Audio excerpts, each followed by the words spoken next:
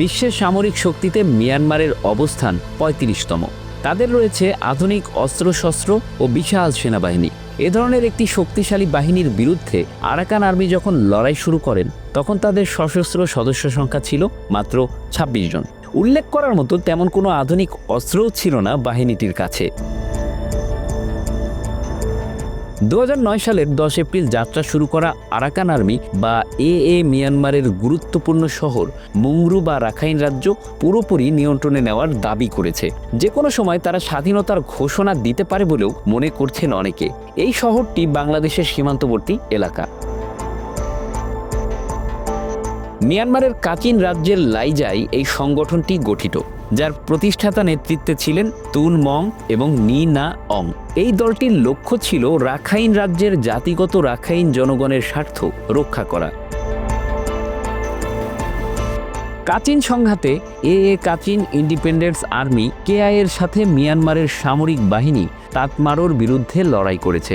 বেশিরভাগ সৈন্যরা মূলত কেআইএ মিলিটারি একাডেমিতে প্রশিক্ষিত ছিল।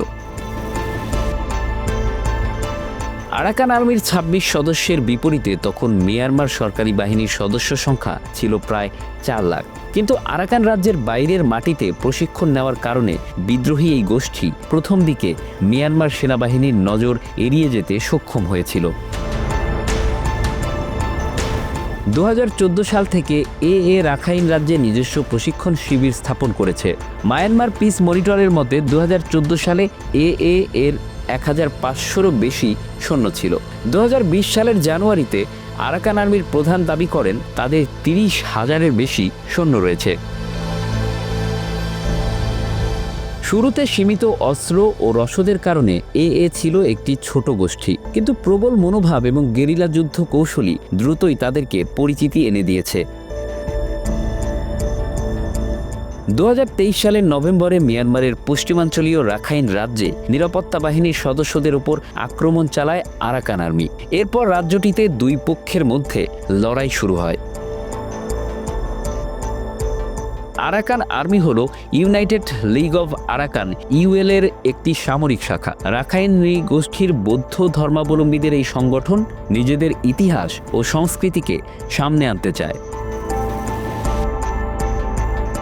বর্তমানে আরাকান আর্মির নেতৃত্ব দিচ্ছেন commander in chief major general Twan Mrat Naing এবং vice deputy commander brigadier general Nyo Twan আং।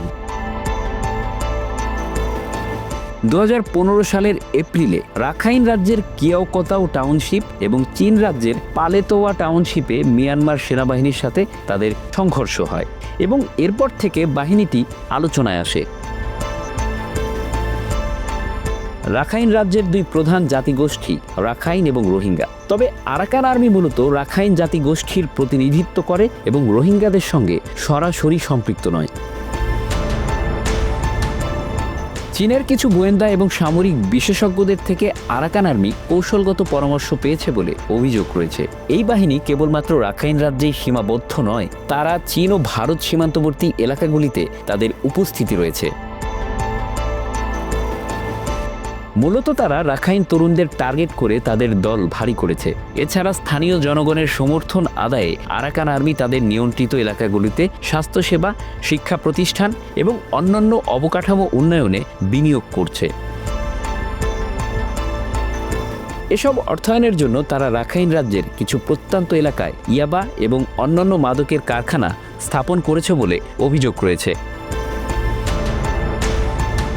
Bangla affairs news desk.